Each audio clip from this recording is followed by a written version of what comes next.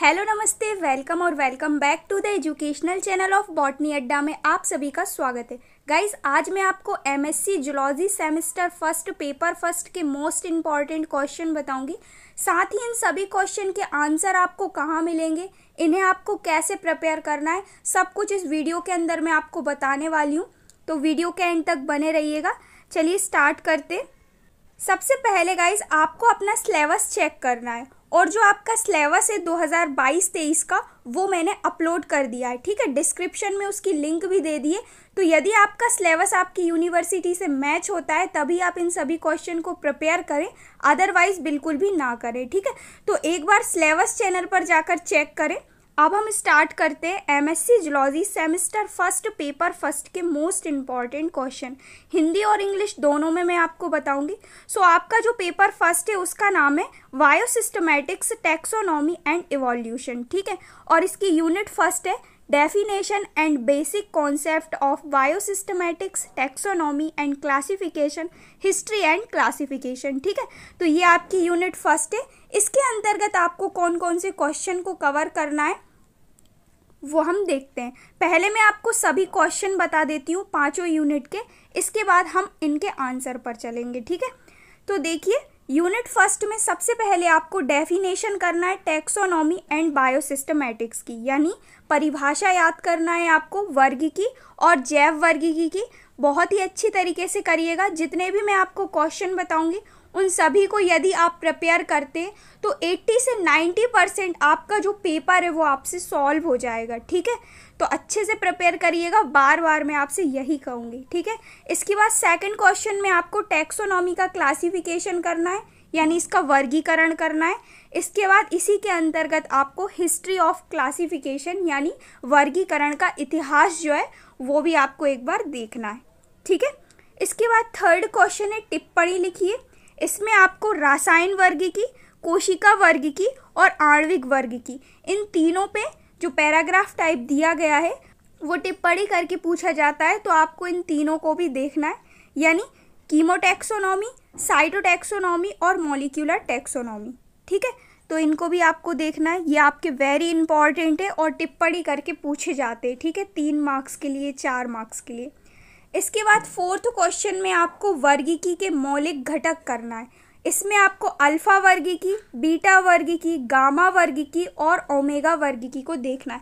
इसके अलावा जो भी हैं उन्हें मत करिएगा, बार बार रिवाइज हुई हैं आपकी यही चारों, अल्फा, बीटा, गामा और ओमेगा टैक्सोनॉमी।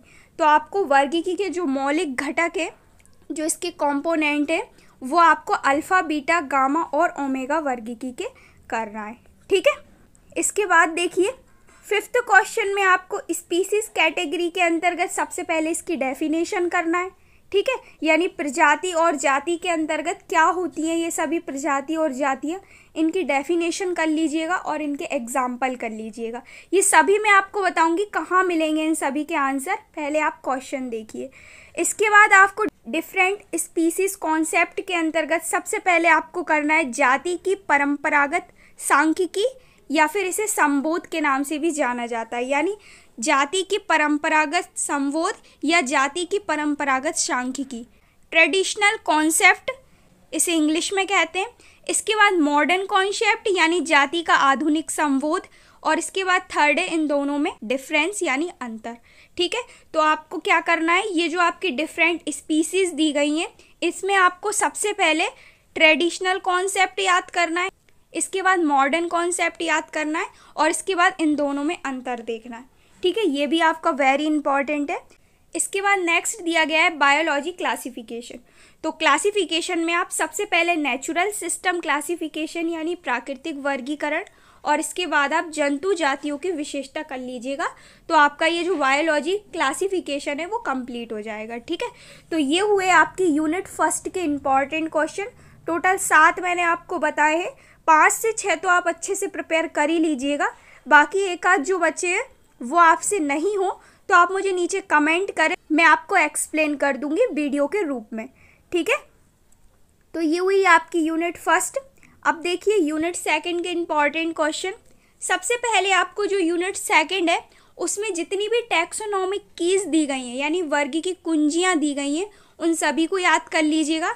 इसके बाद आप टैक्सोनॉमिक कैरेक्टर यानी जो आपके वर्गीकी है उसके लक्षण याद कर लीजिएगा 3 से 4। इसके बाद आप टाइप्स ऑफ कीज यानी कुंजियों के प्रकार, बहुत ही ज़्यादा इम्पॉर्टेंट है, बार बार रिपीट होते हैं आपके एग्जाम में ये कुंजियों के प्रकार यानी टाइप्स ऑफ कीज। ठीक है, तो ये आपका फर्स्ट इम्पॉर्टेंट क्वेश्चन हो गया यूनिट 2 के अंतर्गत। इसके बाद सेकंड में आपको जियोग्राफिकल आइसोलेशन यानी भौगोलिक पृथक्करण और रिप्रोडक्टिव आइसोलेशन यानी प्रजनन पृथक्करण, इसको भी आपको देखना है। ये भी इम्पॉर्टेंट है दोनों, भौगोलिक पृथक्करण और प्रजनन पृथक्करण। इसके बाद थर्ड में दिया गया है ICZN यानी international code of zoological nomenclature. ये आपका मल्टीपल चॉइस क्वेश्चन में भी पूछ लिया जाता है और वैसे तो ये इम्पॉर्टेंट है ही। ठीक है, तो इसके अंतर्गत आपको लीनियस नामकरण पद्धति यानी जो आपकी लीनियस की पद्धति है, लीनियस जो साइंटिस्ट है उनकी पद्धति, उसे याद करना है। लॉन्ग टाइप में या शॉर्ट टाइप में मैक्सिमम पूछी जाती है। ठीक है, इसके बाद आपको करना है फर्स्ट मेल्टिंग मैकेनिज्म और पोस्ट मेल्टिंग मैकेनिज्म यानी पूर्व मैथुन प्रक्रियाएं और उत्तर मैथुन प्रक्रियाएं। वेरी वेरी इंपॉर्टेंट है ये आपकी पूर्व और उत्तर दोनों ही मेल्टिंग मैकेनिज्म, तो इनको भी आप करिएगा। और लास्ट है टिप्पणी संकर अप्रजायिता यानी हाइब्रिड स्टेरिलिटी। ठीक है, तो इसको भी आप कर लीजिएगा। ये हुए आपके यूनिट 2 के इम्पॉर्टेंट क्वेश्चन। अब मैं आपको बताती हूँ इनके आंसर आपको कहाँ मिलेंगे।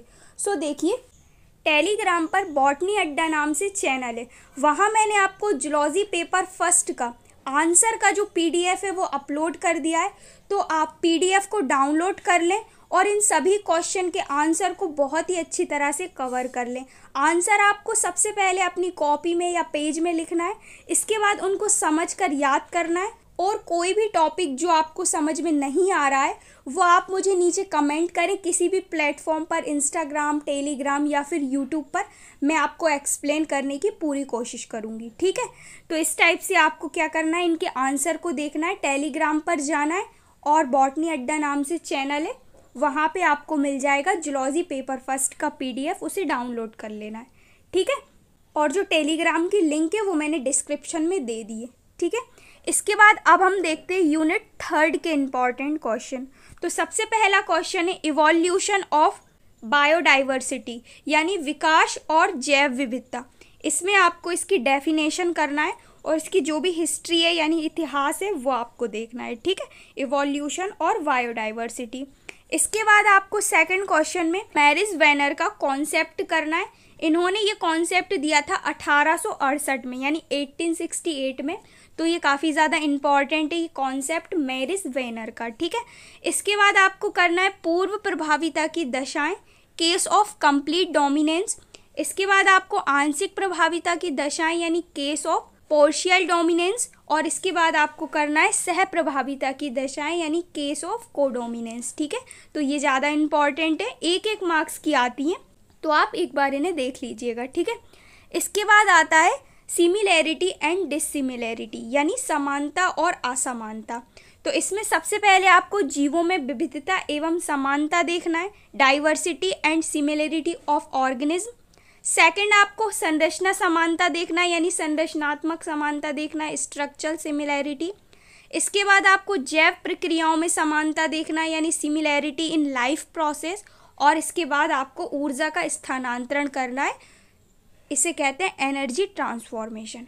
तो ये सभी टॉपिक आपको सिमिलैरिटी और डिसिमिलैरिटी के अंतर्गत करना है। ठीक है, इसके अलावा भी काफ़ी सारे टॉपिक दिए गए हैं जो कि मतलब फालतू ही है, आते नहीं हैं आपके एग्ज़ाम में, वो मैंने आपको नहीं बताए। जो टॉपिक बार बार रिपीट हुए हैं वही मैं आपको लेकर आई हूँ। ठीक है, इसके बाद आपको टैक्सोनॉमिक कैटेगरीज यानी वर्गीकीय संवर्ग में सबसे पहले आपको संरचनात्मक वर्गीकी को देखना है। देन सेकंड आपको जेनेटिक सिग्नल्स यानी अनुवांशिक संकेत देखना है। थर्ड में आपको प्रोटीन संश्लेषण की यांत्रिकी देखना है यानी जो भी आपकी प्रोटीन सिंथेसिस है उसकी मैकेनिज्म को कवर करना है। और लास्ट में आपको वर्गीकीय साहित्य यानी टैक्सोनॉमिक लिटरेचर को कवर करना है। ठीक है, तो ये 4 क्वेश्चन जो है इनको आपको कवर करना है यूनिट 3 के अंतर्गत। ठीक है, अब हम देखते हैं यूनिट 4 और यूनिट 5 के इम्पॉर्टेंट क्वेश्चन, दोनों के मैं आपको साथ में बता देती हूँ। तो सबसे पहले आपको यूनिट 4 और यूनिट 5 में concept of evolution and theories, यानी जो भी आपका इवोल्यूशन यानी विकास की कॉन्सेप्ट है और थ्योरी है, उनको बहुत ही अच्छी तरह से कवर करना है, क्योंकि ये आपका very very very important question है। मतलब रिपीट होता है हर साल, मैंने इसको प्रीवियस ईयर क्वेश्चन में देखा है, तो आप इसे अच्छे से करिएगा। सबसे पहले आप इवोल्यूशन की, विकास की डेफिनेशन और इसकी मॉडिफिकेशन यानी परिभाषा और रूपांतरण कर लीजिएगा। इसके अंतर्गत डार्विन थ्योरी दी गई है जो कि बहुत ही ज़्यादा इम्पॉर्टेंट है, इसे भी आप कर लीजिएगा। डार्विन का पेंजेसिस जो थ्योरी है उसे भी आप कर लीजिएगा। इसके बाद डार्विनवाद की आलोचना यानी क्रिटिसिज्म ऑफ डार्विनिज्म, और लास्ट में आपको नव डार्विनवाद यानी न्यू डार्विनिज्म भी याद करना है, ठीक है। तो ये जो 5 टॉपिक हैं जो कि आपके दिए गए हैं इवोल्यूशन एंड थ्योरीज के अंतर्गत, इनको आपको देखना है। डार्विन थ्योरी और नव डार्विन थ्योरी, डार्विन का पेंजेसिस जो थ्योरी, इन तीनों को आप अच्छी तरीके से कवर कर लीजिएगा, ठीक है। इसके बाद सेकंड में आपको पॉपुलेशन जेनेटिक्स यानी जनसंख्या अनुवांशिकी के अंतर्गत सबसे पहले आपको हार्डी वीनबर्ग सिद्धांत याद करना है, हार्डी वीनबर्ग थ्योरी। इसके बाद आपको हार्डी वीनबर्ग सिद्धांत की जो अनुवांशिक संतुलन है उनको देखना है, ठीक है। तो ये दोनों टॉपिक आप कवर कर लेंगे तो आपका पॉपुलेशन जेनेटिक्स जो है यानी अनुवांशिकी जो है, जनसंख्या अनुवांशिकी, वो कवर हो जाएगा। इसके बाद थर्ड में आपको नेचुरल सिलेक्शन यानी प्राकृतिक चयन के अंतर्गत सबसे पहले आपको इसके टाइप्स देखना है, टाइप्स ऑफ नेचुरल सिलेक्शन, इसके प्रकार। इसके बाद सेकंड में आपको कैरेक्टराइटिक्स ऑफ नेचुरल सिलेक्शन यानी इसकी जो भी विशेषताएं हैं, लक्षण है, वो आपको कवर करना है। और थर्ड में आपको इसकी डेफिनेशन या इसकी परिभाषाएं करना है। इसके अंतर्गत काफ़ी सारी परिभाषाएं दी गई हैं, तो उन्हें आप अच्छे से कवर कर लीजिएगा, ठीक है। इसके बाद नेक्स्ट में आपको टिप्पणी लिखना है जो कि बहुत ही ज़्यादा इम्पॉर्टेंट है। सबसे पहले स्थायीकरण चयन, सेकंड आपको देशिक चयन, थर्ड में विच्छेदित चयन, देन चक्रीय चयन या साइक्लिक सिलेक्शन, ठीक है। तो ये जो 4 टिप्पणी है ये बहुत ही ज़्यादा इम्पॉर्टेंट है, ये भी काफ़ी बार रिवाइज हुई हैं। तो इस टाइप से आपको करना है सभी इम्पॉर्टेंट क्वेश्चन कवर, और ये सारे क्वेश्चन मैंने आपको बता ही दिया है। टेलीग्राम पर बॉटनी अड्डा नाम से जो चैनल है वहाँ पर आपको इसका PDF मिल जाएगा। सो वहाँ से आप इनके क्वेश्चन के आंसर जो हैं वो लिख सकते हैं और याद कर सकते हैं। आई होप वीडियो आपको हेल्पफुल रहा होगा। इसके बाद मैं आपको जूलॉजी पेपर 2 के इम्पॉर्टेंट क्वेश्चन अपलोड करूँगी। So thank you so much for watching guys. यदि आप चैनल पर नए हैं तो चैनल को सब्सक्राइब ज़रूर करें, क्योंकि मैं आपको BSc, MSc और B.Ed सभी के इम्पॉर्टेंट क्वेश्चन, सिलेबस, MCQs जो है वो अपलोड करती रहती हूँ। सो वीडियो को लाइक, चैनल को सब्सक्राइब करना ना भूलें। Thank you so much for watching. Keep on learning.